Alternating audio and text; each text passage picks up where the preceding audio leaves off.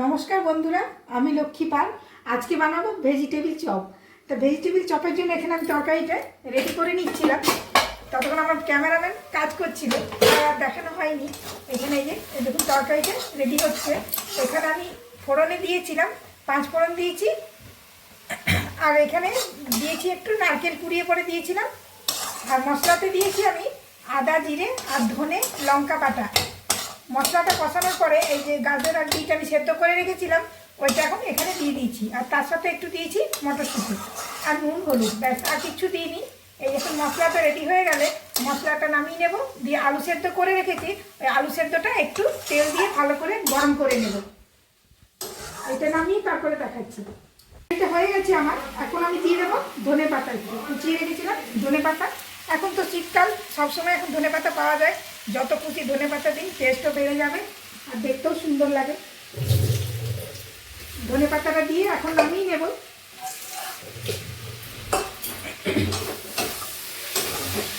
তারপরে আলুটা একটু ভেজে নেব।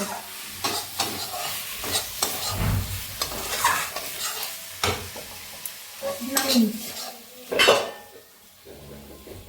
আচ্ছা,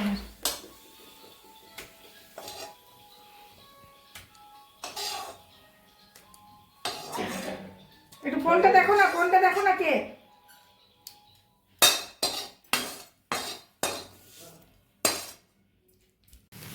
এখানে দিয়ে দিচ্ছি পরিমাণ মতো নুন, যতটা আমার নুন লাগবে আলুর মধ্যে দিয়ে দিলাম।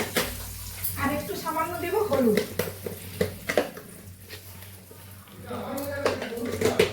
এখানে দিয়ে দিয়েছি এটা। আর আমি ফোড়নে দিলাম কালো জিরে এখানে, এই যে আলুটা ভাজার জন্য।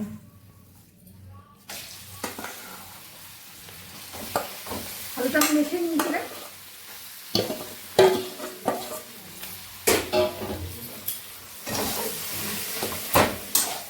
আলুটা ভাজা হলে এই যেটা তরকারিটা করে রেখেছি এটা পুর ভরবো, তারপরে এটাকে দেখাবো। ভালোভাবে আলুটাকে ভেজে নিতে হবে।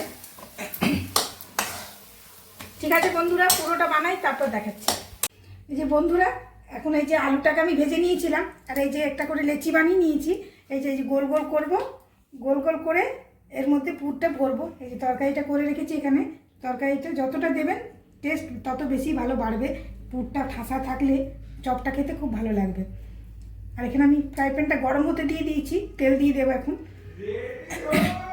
আর এই যে এটাকে এখন এখানে বেসন গুলে রেখেছি। এই যে বেসনটা গুলে রেখেছি, এর মধ্যে এটা চুবিয়ে দিলাম।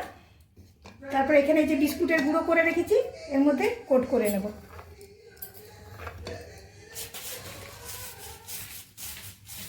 এইভাবে আমি সবগুলো রেডি করে নেব। বন্ধুরা, এখানে এই যে আমার সবগুলো বানিয়ে নিয়েছি, বানানো হয়ে গেছে। এখন এখানে কড়াই গরম হয়ে গেছে। এখন এই যে সাদা তেল দিয়ে দিচ্ছি আমি। আর যখনই এই চপ ভাজবেন, ভেজিটেবিল চপ, তেল যেন একদম ধোঁয়া ওঠে, তাহলে ছাড়লে ভাঙবে না একটাও। তেলটা আমার গরম হয়ে গেছে, ধোঁয়া হচ্ছে, দেখতে পাচ্ছেন। এখন আমি ছেড়ে দেবো চপগুলো, একটা একটা করে ছেড়ে দেবো।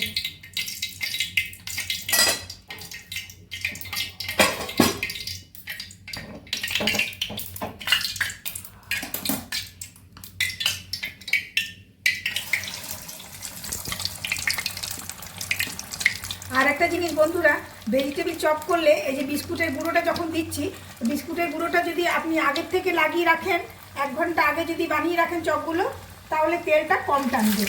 আর যদি সঙ্গে সঙ্গে ভাজেন বানিয়ে পরে, তাহলে তেলটা একটু বেশি টানে। ওই জন্য আগে বানিয়ে রাখলে সুবিধা হয়। যদি সময় হাতে থাকে তাহলে বানিয়ে রাখলে খুব ভালো হবে।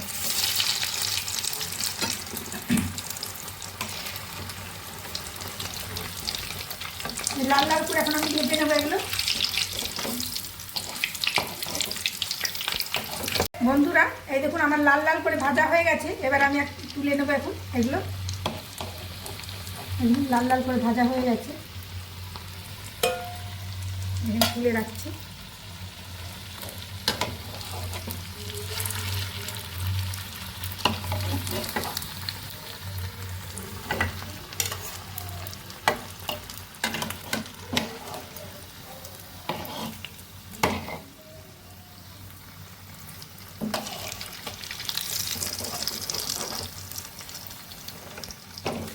বন্ধুরা, এই দেখুন আমার ভাজা হয়ে গেছে সবগুলো, মোটামুটি সবগুলোই আমার ভাজা হয়ে গেছে। এখানে এই যে দিয়েছি, আর এখানে খাওয়ার জন্য সস দিয়েছি, আর কাসুন্দি দিয়েছি। এখানে টমেটো সস, এখানে কাসুন্দি এখানে দেওয়া হয়েছে। দাঁড়া, ধনে পাতাটা নিয়ে আসছে। ওকে বন্ধুরা, এই দেখুন আমার বানানো সব রেডি কমপ্লিট হয়ে গেছে। এবারে খাওয়ার পালা, মুড়ি দিয়ে খাবো।